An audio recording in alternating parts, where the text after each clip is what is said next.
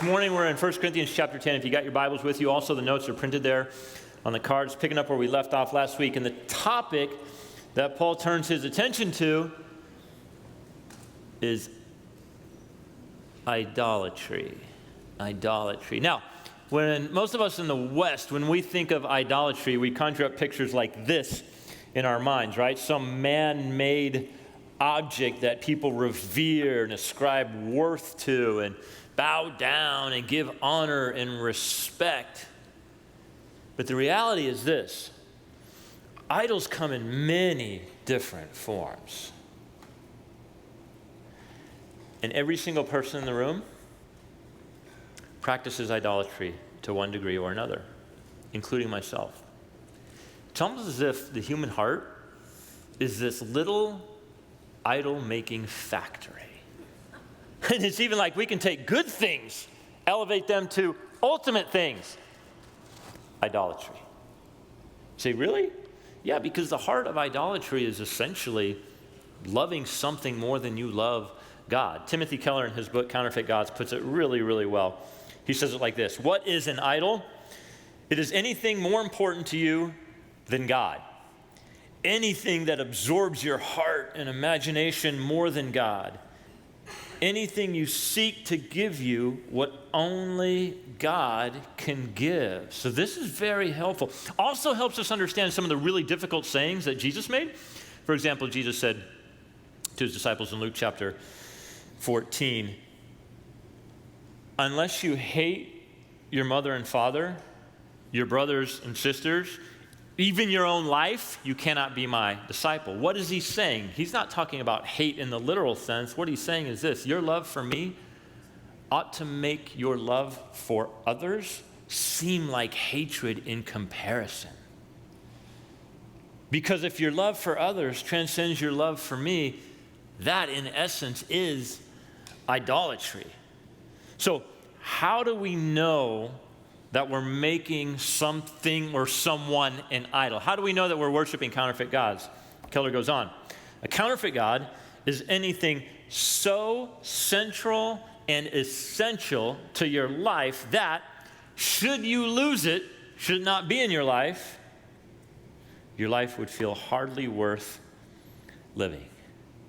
It's been said that if I really want to know what you're living for, what you really love in life, I'm not going to ask you, what are your dreams? What dreams do you have for yourself? No, the more pointed question is, what are your nightmares? What are your nightmares? What are you afraid of losing? What is it that if you didn't have, you would feel like life is no longer worth living? So this is where the Corinthian church is at. They were practicing idolatry. They were idolizing their images. They were idolizing their standing within the Christian community. They were idolizing their freedoms and their rights.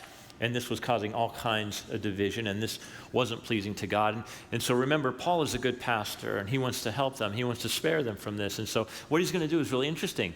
He uses the Bible of their day, the Old Testament, and he reaches into the Old Testament and he pulls from the ancient people of God, the nation of Israel, and he says, let's learn from their mistakes. In fact, everything that happened to them was written down for you, for your instruction. You know why we have the Old Testament?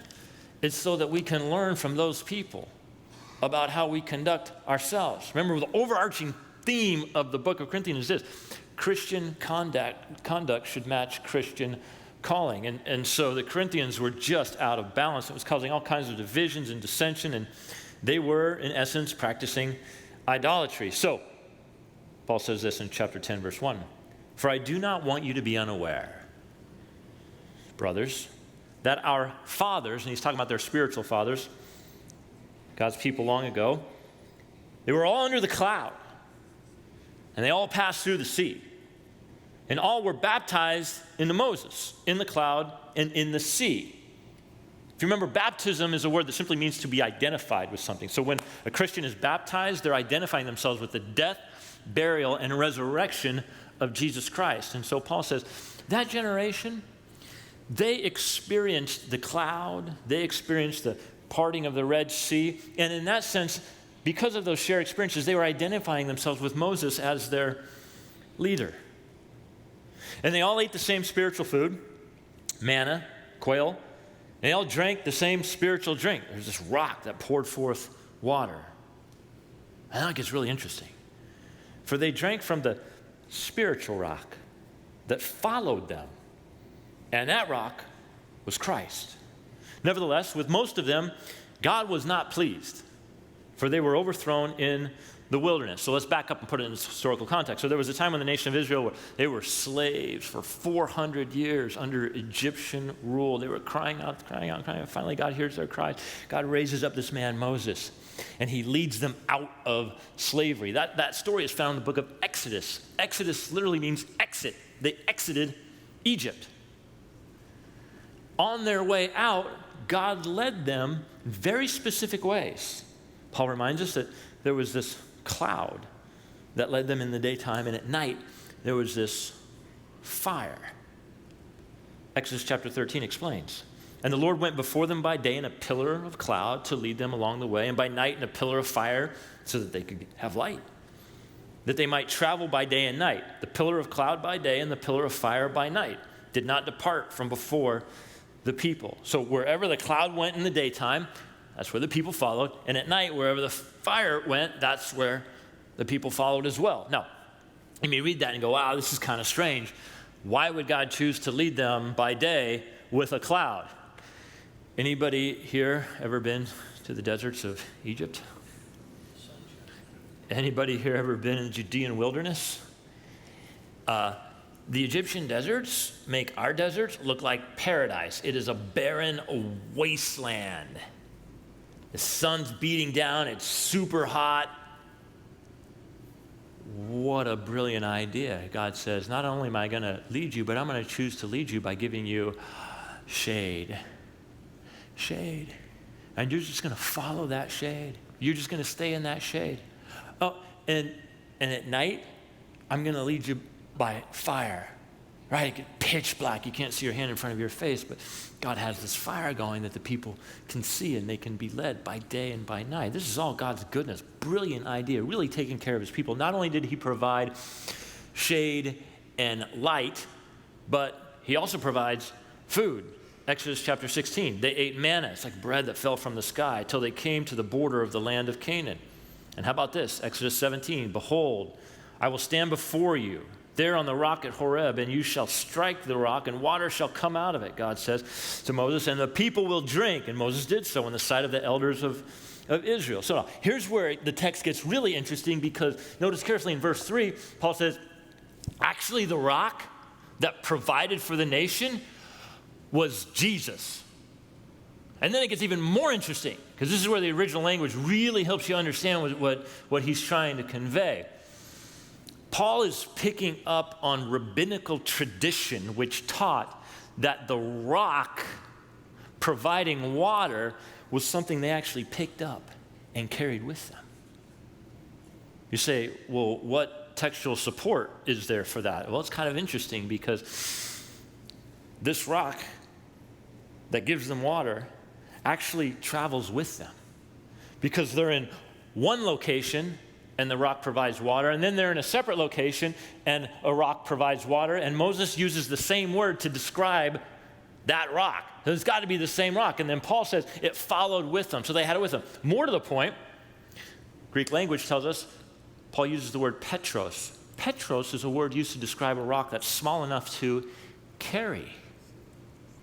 But when Paul refers to Jesus as the rock in this text, he switches the word, and he uses the word Petra. And the word Petra does not refer to a rock that you can carry with you. It refers to a mountain of rock. It's kind of like this. So when some of us were in Israel, we buzzed across the border to Jordan, and we visited the ancient city of Petra. Any Indiana Jones fans here? Come on now. There you go. This is the ancient city of Petra, carved in stone. Now, this is really interesting, because here's what Paul is saying. Actually, Jesus was the one who was providing The cloud, the fire, the water, the food. Everything that the nation of Israel needed, Jesus provided. And Jesus was not this little Petros rock that Moses struck or Moses commanded to bring forth water that they carried with them wherever they went. They got thirsty, put the rock down, and the rock, took the rock did its thing. Jesus says, actually, the spiritual source behind all that was Jesus. And when you think of Jesus, he's kind of like this. He's like this mountain of rock. Now, you would think that the people having all of this provided by Jesus they would be amazed. Oh, and by the way, you might be here and you might be thinking, wait a minute. Let's see, we live 2019 AD, Anno Domini, the year of our Lord. It's been about 2,000 years since Jesus walked the earth, but the nation of Israel, they were experiencing these wanderings 1,600 years before that, 1,600 BC. So, wait, Jesus was born 2,000 years ago, but this is talking about 1,600 years before that. So how was Jesus around then? It's interesting, right? This is beautiful. This is how the Bible fits together so well. So there's this guy named John who was a disciple of Jesus. And he says, I'm going to give you my biography of the life of Jesus, the life of Christ. And he says, how can I start? How can I explain this to people? If I'm going to tell you who Jesus is, he says, I know, I'll start like this. John 1:1. In the beginning was the Word, and the Word was with God, and the Word was God. He was in the very beginning with God. All things were made through Jesus. And without him was not anything made that was made. See, you drop down to verse 14, and John says, let me just tell you who it is. That Word became flesh, and he dwelt among us. We saw him, we touched him, we hung out with him, we ate with him, we heard him. But a very unusual guy, because he had this glory about him, the kind of glory that only comes from the Father. Clearly, he was sent by God. So now John's readers are Jewish. And so when John wants to explain Jesus to them, he says, all right, let me tell you something about Jesus. In the beginning. Now right away, his Jewish readers are going, wait a minute, in the beginning? That sounds really familiar to me. It sounds like our ancient text, the Torah, the first 5 books of the Old Testament, Genesis 1:1. In the beginning, God created the heavens and the earth. And so the Jewish readers are thinking, no, wait a minute. Are you talking about that beginning? And John's like, yes, that's why I'm using that phrase. I'm lifting it out of here, putting it here to help you understand. That's the beginning I'm talking about. Jesus was there. He was in the very beginning. And you can think of him like this in terms of how he served the nation of Israel. This mountain of a rock that provided and protected for the people. Now, if you're one of the people being led and provided for by Jesus, oh man, you're like, wow, this is amazing, right? I mean, wouldn't you think out of gratitude you would just be a loyal and devoted follower? Verse 5, nevertheless, with most of them, God wasn't pleased, for they were overthrown in the wilderness. This is an understatement, because if you read the text carefully, you realize only 2 guys ended up pleasing God. Joshua and Caleb were the only guys that made it into the promised land. The rest died in the wilderness. So what is Paul saying? Well, remember now, he's writing to this group of believers in the city of Corinth, and they're struggling. And he says, these Old Testament people, what happened to them was for our instruction so that we can learn from them. And here's what happened. They had this unbelievable blessing by God. I mean, through Jesus, they'd been given everything they needed and more. And Corinthians, the same is true of you. Earlier he says, you have every spiritual gift. You're not lacking in anything. And what do? They take all of those blessings and they begin to think, aren't we special? Aren't we special? I mean, we have Paul, Apollos, Cephas, and they take the good things that God has given them and they elevate the preachers to this place of social and spiritual status, and they're trying to one-up each other. And they had taken all the blessings of God and turned them into their own self-confidence, and that will always lead to idolatry, which leads to evil. Paul says, be forewarned. Now, let's step out of the text for a moment, and let's step into our own time and place. If there was ever a church that has been blessed by God, it would be this church. I mean, what God has done and what God is doing in a very short amount of time is spectacular. Very few people get to be a part of what God is doing in a church like this.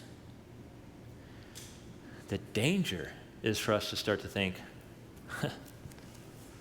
we're pretty special. Look what we've accomplished. Look who we are. Look what we've done. How fast has your church grown? That is insidious. This is a very good warning. Warning to them and a warning to us. That God is the one who makes all of this stuff happen. And the moment you begin to forget that, you're going to start taking even good things and turning them into idols. So this is more than a sort of a warning shot across the bow.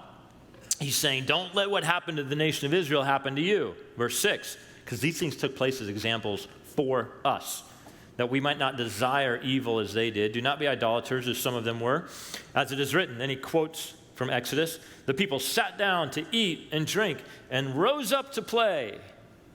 We must not indulge in sexual immorality, as some of them did, and 23,000 fell in a single day. We must not put Christ to the test, as some of them did and were destroyed by serpents, nor grumble as some of them did and were destroyed by the destroyer. So notice carefully the fruit of their idolatry. It says, they rose up to play. That's a direct quote from Exodus 32. So here's what was happening.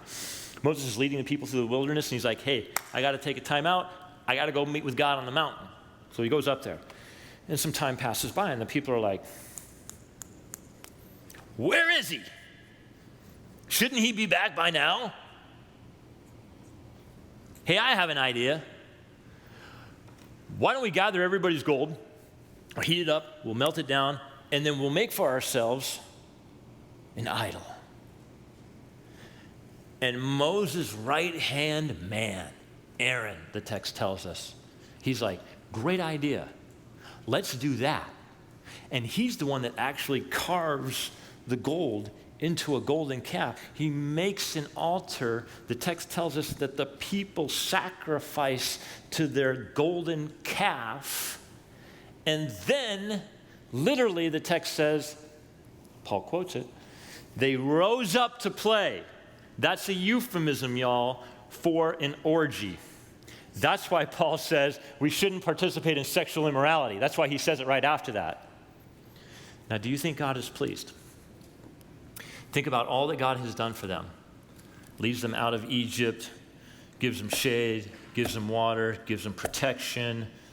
I mean, they don't even have to work for what they need.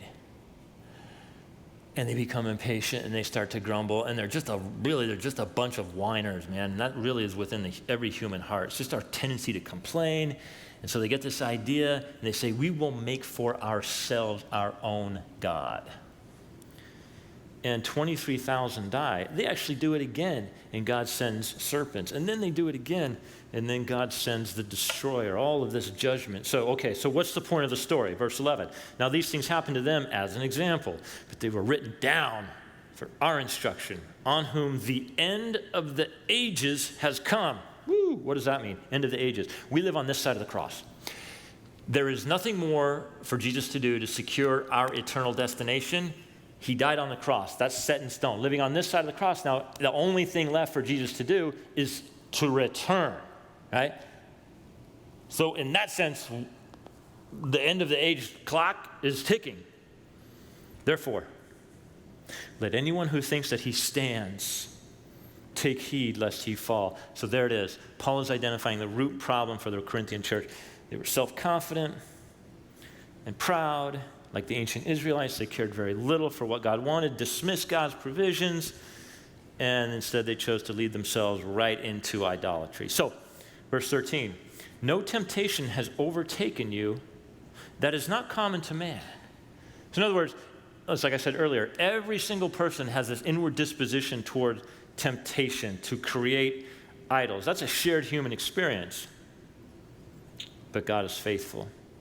And he will not let you be tempted beyond your ability. But with the temptation, he will also provide the way of escape that you may be able to endure it. So here's what he's saying. God supervises all temptation that comes into your life. There is nothing that you face that God doesn't allow. Job is an example, right? The story of Job where Satan appears before the throne of God. Why? Because he has to. See, he has this plan. He tells God, here's the deal with your boy Job. The only reason why he loves you and serves you and follows you is because you've given him all this stuff. But the moment you start taking away that stuff, he's going to curse you. Very common problem today. People's circumstances dictate their view of God. And that's what Satan is saying. His circumstances are great now. He has everything you could ever want in life and more. Start taking that stuff away, and you'll see where his real loyalties are. You'll see the idols that he's made in his life. And so God says, all right, you can mess with them, but you can't kill them. So you see, God sets the boundaries for all temptation. If he didn't, Satan would destroy all of us. All right, none of us would be here. So God controls all of that. So Paul says, therefore, my beloved, flee from idolatry. So if idolatry is anything in your life more important than God, anything that captures your heart or imagination more than God, and you're seeking to get from that thing only what God can give you, and those things are revealed by what you love and what you consider good things that can actually become idols because you make them ultimate things. I'll give you an example. If the thought of losing a job or a spouse, how about this, or even a child, if that thought causes you to say to yourself, I don't want to live anymore. Man, I just don't want to be here. I mean, look, be real. I get it. You know, it's like when one of my kids was born, he was born a little too early, and his lungs were underdeveloped. And he was, his lungs were like the wings of a hummingbird, you know, and they're like, and they had him in a little incubator. You know, like those lamps that they used to use at Jack in the Box to keep your tacos warm?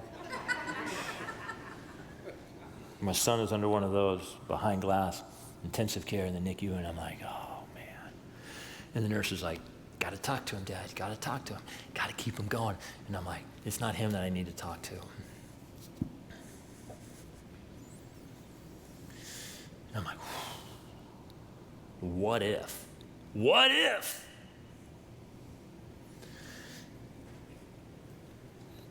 St. Augustine defines sin in a super profound way. It's my favorite definition of sin. See, when you and I think of sin, we think of all of those gross, dirty, dark, gnarly things that we have to just stay away from. But here's how Augustine describes it. The essence of sin is disordered love. Here's what he's saying. If you love your job more than you love your family, that is a disordered love. Job is good. Family is good.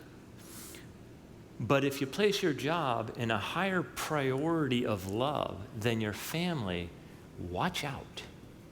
That's not going to end well. In fact, when your kids say, I don't know you, I never knew you, you always stayed at work, and even when you were at home, you were always working from home, and Dad, I never knew who you were.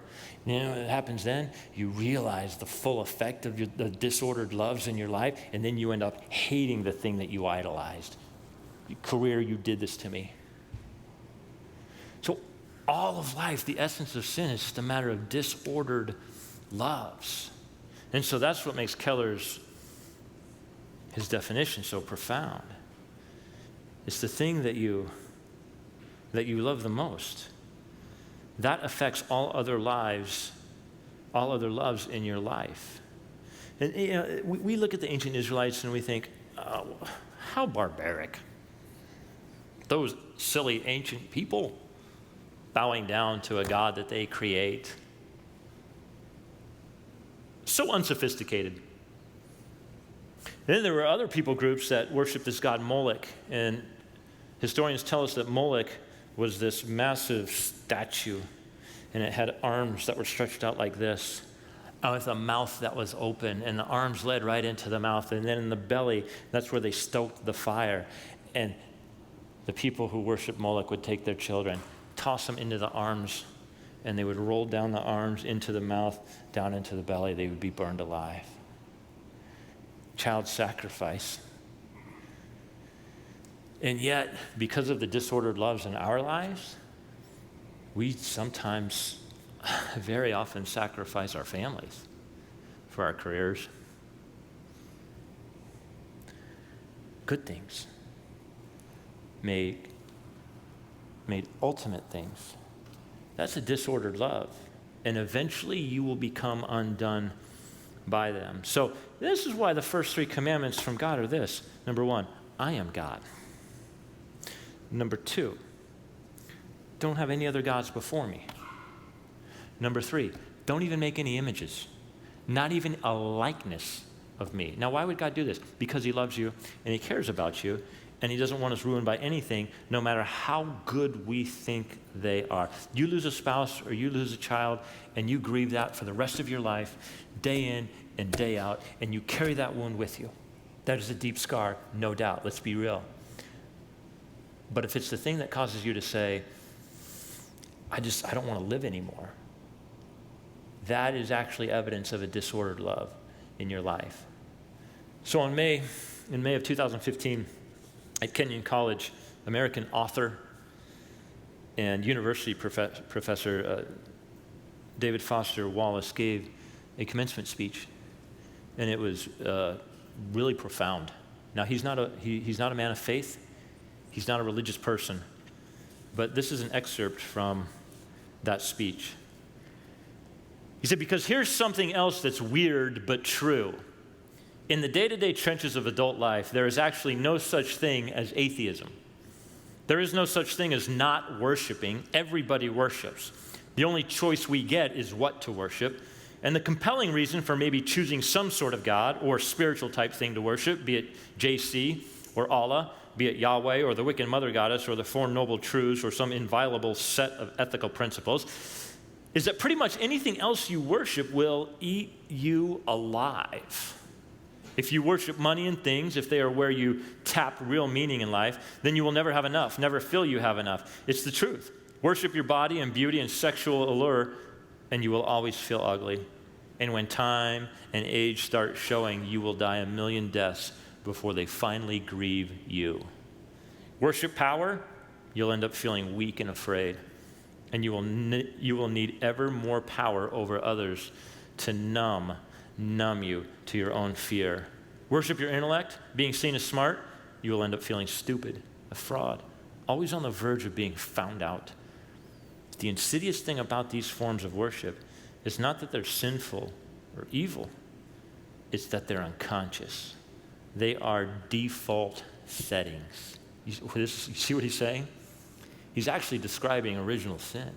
Everybody has that inward disposition to create all kinds of disordered loves. And when that happens, we form these idols that always let us down. So what does it look like when things are in their proper order?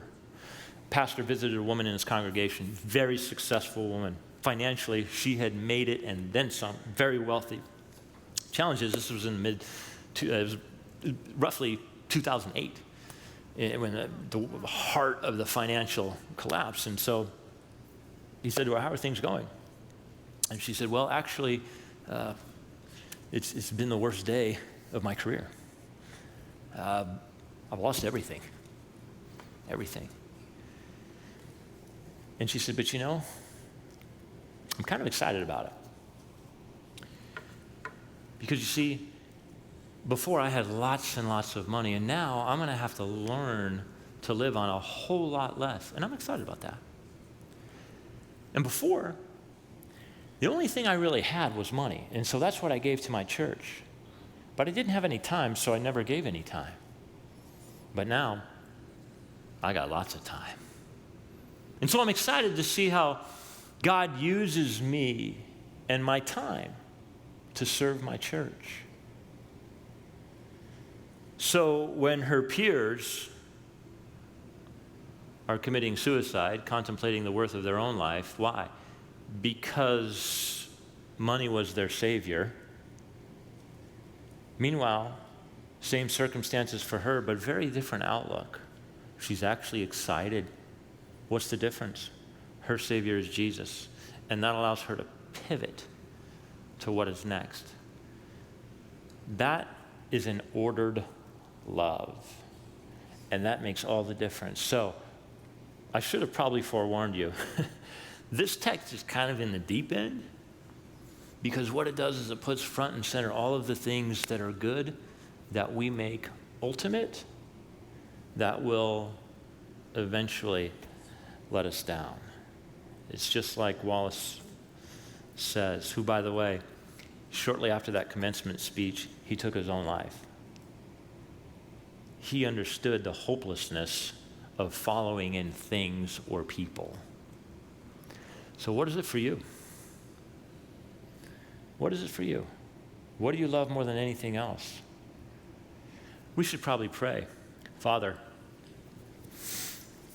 super challenging text, and yet super good for our souls.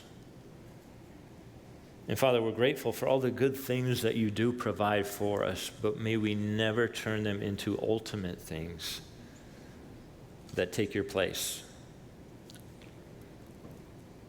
Father, the things that we look ahead to and we look forward to, and all the things that we place our hope in, God, continue to reveal their proper places. Father, I pray that as you continue to bless this community, we would continue to recognize that it all comes from you, that we wouldn't, as the Corinthians failed to do, see your goodness and your hand of provision and your blessing, that we would not act as the Israelites and become self-confident, smug, and proud, and turn away from you in our own independence. God, continue to grow us and mature us. And for those who are in the room that don't know you, I pray that by the power of your Spirit, you'd continue to draw them, that they would find real hope, not only in this life, but in the life to come. We ask it in the name of your Son, Jesus Christ, and God's people said, amen.